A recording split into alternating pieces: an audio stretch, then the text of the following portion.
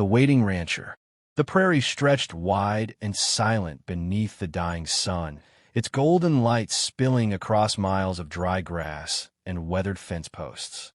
At the edge of this lonely horizon stood Ethan Cole's ranch, a collection of worn buildings that seemed as weary as their owner. Ethan leaned against the porch railing, his hat tilted low, his eyes fixed on the road that wound toward town. For weeks he had been waiting, and tonight was supposed to be different. Tonight was supposed to deliver a new chapter of his life. The wind carried the smell of dust and pine, stirring memories he tried to keep buried. Ethan had not always been alone. Once, he had believed in promises, in warmth, in the steady loyalty of shared life. But betrayal had hollowed him out, leaving behind a man who worked hard but trusted little. Martha, his late wife, had shattered that trust with a secret affair that became the talk of neighboring ranches. Her sudden death had ended the whispers, but not the wound. Since then, Ethan's days had been filled with cattle, silence, and the ache of absence. Desperation had driven him to place an ad for a mail-order bride. It was not romance he craved, but a chance to rebuild what had been broken. A partner who could share the burden of his land and his solitude. Her name was Clara Dawson, and her letters had seemed honest, even tender. She had written of wanting a place to belong, of longing for steadiness in a restless world.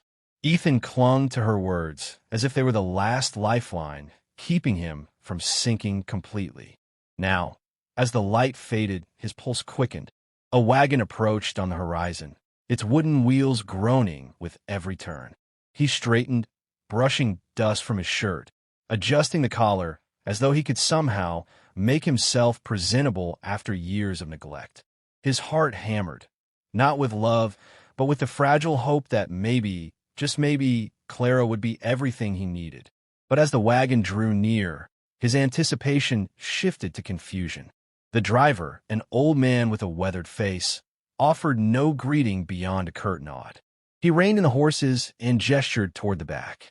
Ethan stepped down from the porch, boots crunching on gravel, his eyes narrowing. There was no bride. Instead, 7 pairs of eyes stared back at him. Children, ragged, weary, and silent, huddled together like frightened sparrows. The oldest boy, perhaps 15, held the smallest girl in his arms. Their clothes were patched, their faces smudged with dirt and fatigue. Ethan froze, his mind reeling. "What is this?" His voice was rough, as though it belonged to someone else. The driver handed him an envelope, yellowed and creased. Without a word, he clicked his tongue, and the wagon rolled away, leaving dust and confusion in its wake. Ethan tore the letter open with shaking hands. The handwriting was rushed, the ink smudged in places. "Mr. Cole, circumstances have changed. I cannot come. These children have no one else. I pray you will find it in your heart to care for them. CD." The paper trembled between his fingers. His stomach tightened with a surge of anger, disbelief, and a familiar sting of betrayal. Another promise broken, another hope crushed. He looked at the children again, their faces pale in the fading light. The youngest whimpered, and the oldest boy straightened as though preparing for a fight. Ethan's instincts told him to send them away, to reject this cruel twist of fate. He had not asked for them. He had not wanted this burden. He wanted Clara, her companionship, her help, her presence, not 7 abandoned mouths to feed. Yet something in their eyes held him still. A mirror, perhaps, of his own loneliness. He saw fear, hunger, and the desperate need for someone to stay when everyone else had left. Inside, he muttered at last, his voice clipped but firm. The children hesitated, exchanging uncertain glances. Slowly, the boy carrying the smallest girl took a step forward. Then another. One by one, they followed Ethan into the dimly lit house, their footsteps timid, their breath shallow. The air inside smelled of wood smoke and silence. Ethan lit a lamp, its glow flickering across the walls. 7 children stood clustered by the door, too cautious to sit, too wary to speak. He set the letter on the table, the words still burning in his mind. He did not know their names. He did not know their story. And he certainly did not know how he a man already broken by betrayal, could shoulder this unexpected weight. But he knew one thing with sharp certainty. The life he had been waiting for had vanished before it began. The house, once echoing with emptiness, now felt impossibly full. Yet the fullness was not comfort. It was a storm waiting to break. Ethan removed his hat, running a hand through his hair, and faced the children with a steady, unreadable gaze. "We'll figure this out," he said, though his voice betrayed no confidence. The oldest boy met his eyes with silent defiance, while the youngest clung tighter to her brother's shirt. For the first time in years, Ethan Cole felt the fragile stirrings of change.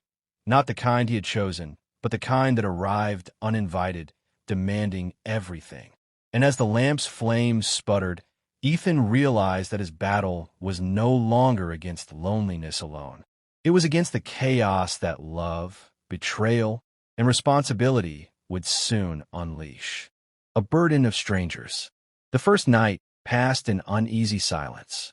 Ethan lay awake in his narrow bed, listening to the creak of floorboards and the restless movements of 7 children who barely knew how to breathe without fear. His house, once an empty shell echoing only with the sound of wind, now throbbed with muffled coughs, shifting blankets, and the occasional whimper of the youngest girl. He closed his eyes, but sleep refused to come. Every sound was a reminder that his life had been derailed by someone else's decision. Morning came with sharp light and sharper responsibility. Ethan pulled on his boots and stepped into the main room, where the children sat huddled around the cold hearth. Their faces were pale, their expressions wary, as though expecting to be cast out at any moment. The oldest boy rose when Ethan entered, his shoulders squared in protective defiance. "What are your names?" Ethan asked, his voice low, not unkind but edged with fatigue. The boy hesitated before answering. "I'm Daniel. This is Ruth, Samuel, Mary, Thomas, and the twins, Luke and Leah." His voice trembled slightly, but he stood his ground. Ethan nodded. Names gave them shape, made them real. Yet with every syllable came the weight of responsibility pressing harder against his chest. He had asked for one woman, not 7 children. Breakfast was meager, cornbread and watered milk. The children ate quickly, almost desperately, as if each bite might be their last. Ethan watched in silence, torn between irritation and pity. He could see the hunger etched into their thin frames, the shadows under their eyes. They had been abandoned, just as he had been once, though in a different way. The day stretched long. The ranch demanded attention. Fences sagged, cattle needed tending, tools cried for repair. But wherever Ethan turned, there were children in his path. Ruth followed him with cautious curiosity. Mary trailed after her siblings, and the twins slipped through the barn like restless shadows. Daniel tried to help, though his clumsy efforts slowed more than they aided. By midday, Ethan's patience thinned. Sweat streaked his brow, his arms ached from labor, and the memory of Clara Dawson's promise gnawed at him. She was supposed to be here by now. She was supposed to step off that wagon and ease his loneliness. Instead, he was drowning in the noise and needs of 7 strangers. When the children finally settled in the shade of the porch, Ethan sat at the table inside and unfolded the letter again. His eyes traced the hurried words, "I cannot come. These children have no one else." Why had Clara written this? Was it truly her hand? Or had someone used her name to cover a cruel trick? Doubt coiled in his stomach, sharp and corrosive. The thought he had been deceived once more reopened the wound Martha had left years before. He had risked his heart, his dignity, on a stranger's promise, and now he was left with nothing but suspicion. By evening, word had already spread. A neighbor rode by, his curiosity too great to contain. He leaned over his saddle, eyes flicking toward the porch where the children played quietly. "Heard you were expecting a bride, Cole. Didn't figure she'd come with a brood." His chuckle was mocking, his gaze sly. Maybe she found someone else more suited. The words struck like a whip. Ethan's jaw tightened, his hands curling into fists at his sides. The neighbor tipped his hat and rode on, leaving dust and humiliation in his wake. Ethan felt the burn of shame, not only for himself but for the children who had overheard. Daniel's face flushed with anger. Ruth's eyes brimmed with tears. That night, as the children settled into makeshift beds, Ethan sat alone by the window, staring out at the moonlit fields. The betrayal of his past pressed against the uncertainty of his present. Had Clara chosen another man? Was this her way of discarding him without confrontation? Or had something else intervened? Something darker? Something he had yet to understand? He thought of Samuel Reed, the wealthy rancher 2 valleys over. Samuel had always carried himself with an air of superiority, his wealth granting him both influence and envy. If Clara had been delayed, if she had crossed paths with Samuel, what then? Ethan's mind spun with suspicion, each thought heavier than the last. Behind him, the faint murmur of children breathing in sleep filled the room. Their presence unsettled him, but it also anchored him, forcing him to confront questions he could not yet answer. He wanted to send them away, to reclaim the silence he once thought he needed. Yet when he looked at them, faces softened by sleep, small hands curled into fists, he saw more than strangers. He saw echoes of himself, abandoned, betrayed, yet still clinging to the hope that someone might stay. Ethan rubbed his temples, exhaustion seeping through his bones. His future was tangled now, a knot of broken promises, wandering children, and a bride who had vanished before she ever arrived. Tomorrow would bring more work, more doubt, and perhaps more rumors. But tonight, as the lamp burned low, Ethan knew only one truth. The life he had planned was gone. In its place stood a challenge he had not chosen, one that would test every scar he carried. And somewhere beyond the hills, in shadows he could not yet see, Clara Dawson remained a mystery, one that threatened to break him all over again. The bride appears. The third morning dawned heavy with clouds, as though the sky itself carried secrets it was unwilling to reveal. Ethan rose early, his body stiff from restless sleep and the ceaseless burden of responsibility. The children were stirring too, rubbing sleep from their eyes, gathering around the hearth with the quiet obedience of those who had learned to expect little. Ethan's mind churned. He had almost convinced himself that Clara Dawson was never coming, that the letter was her final word. Yet a restless knot in his chest told him otherwise. Hope and bitterness twisted together, leaving him raw. By mid-morning, the sound of hooves broke the monotony. Ethan stepped onto the porch, his hand tightening around the railing. A rider approached, her figure upright, her movements confident. The horse slowed, and Ethan's breath caught. It was Clara. She dismounted with surprising grace, her dress dusty from travel, her face flushed from the sun. Her eyes, clear, searching, met his, and for a heartbeat the rancher felt the fragile stirrings of something he had long denied. Longing. "Mr. Cole," she said, her voice steady but tinged with weariness. "I apologize for the delay." Ethan's jaw tightened. He wanted to demand answers, to hurl the letter at her feet, to accuse her of deceit. Yet the children appeared at the doorway, their faces brightening with recognition.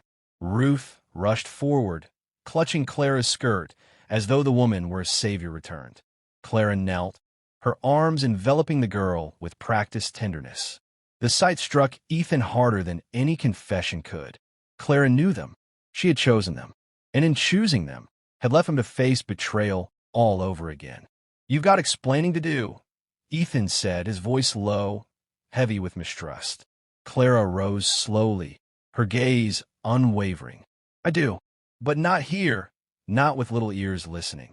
Give me the chance, and you'll understand." Ethan's chest burned with suspicion.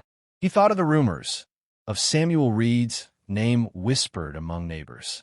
Clara's absence, her sudden arrival, the children, it all stank of secrets.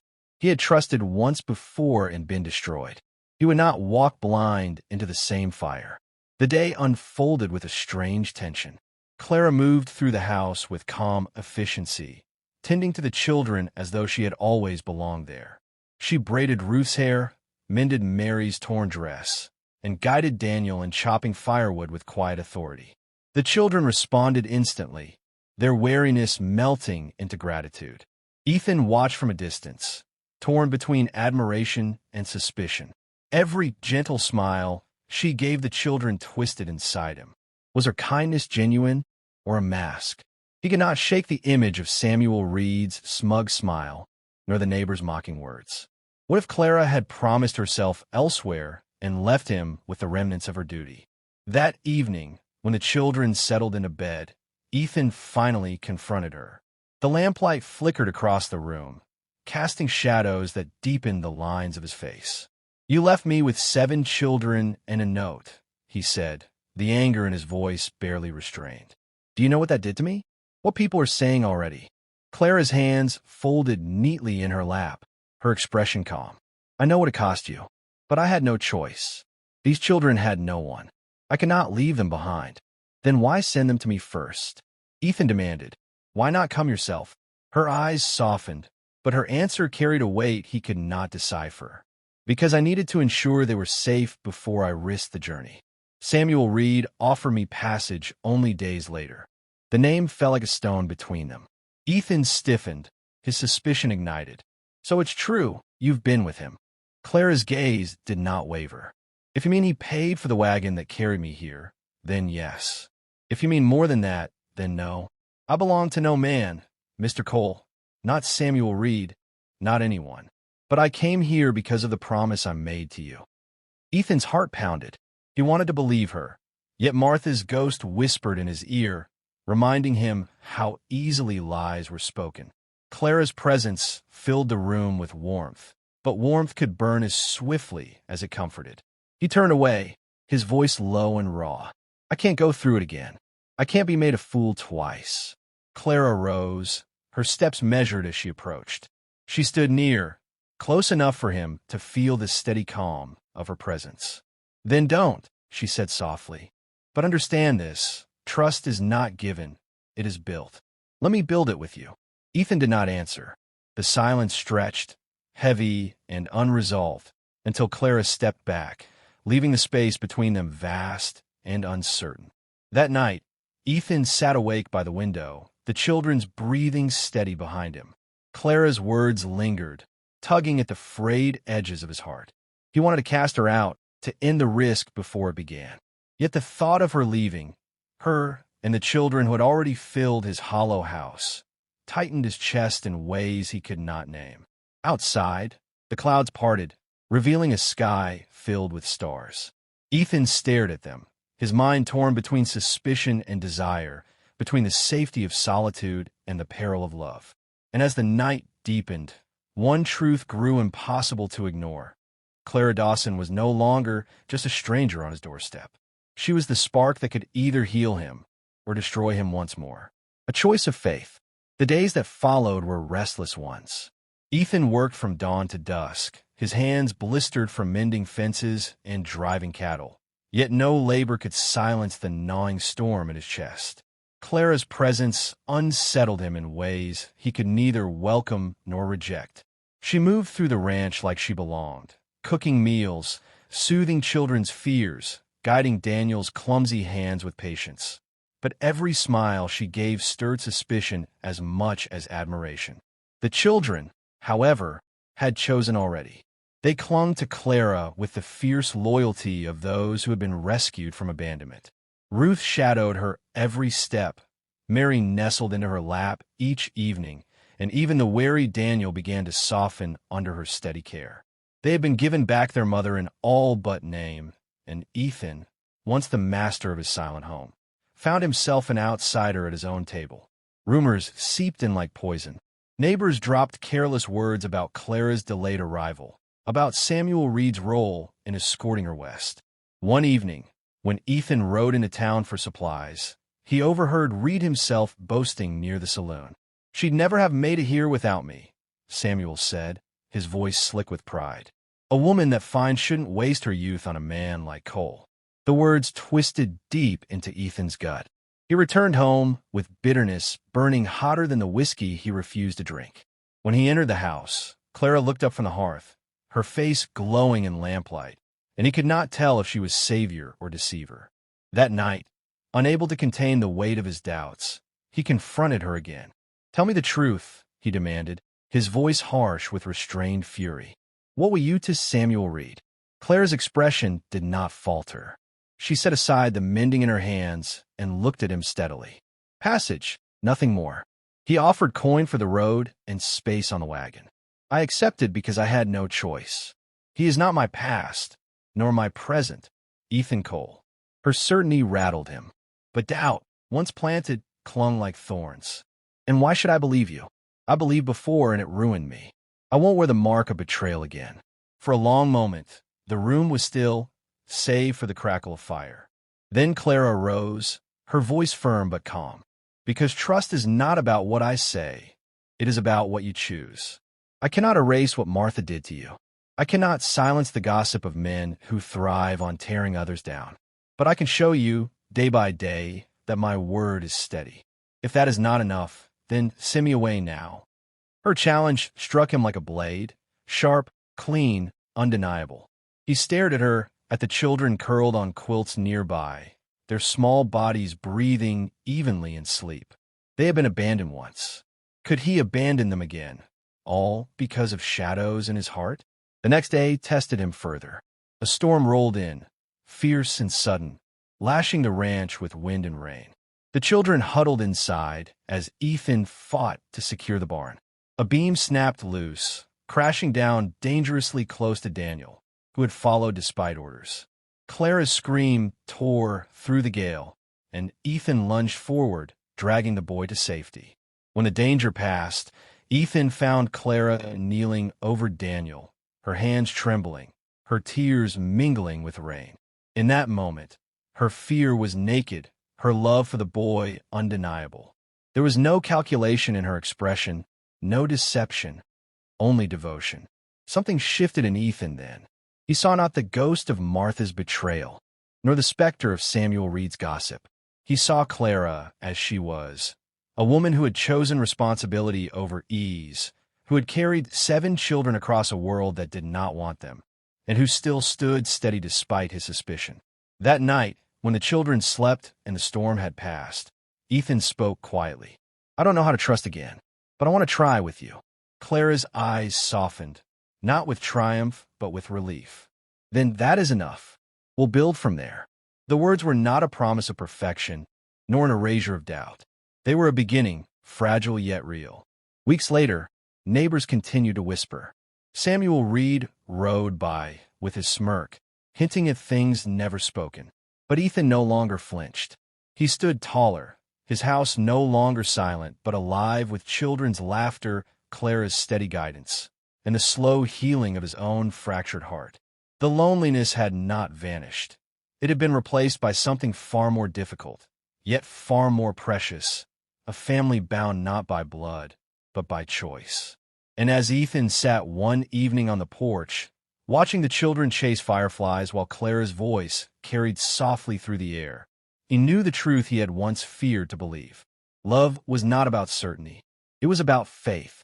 For the first time in years, Ethan allowed himself to breathe, not as a man betrayed, but as a man reborn into the risk of love.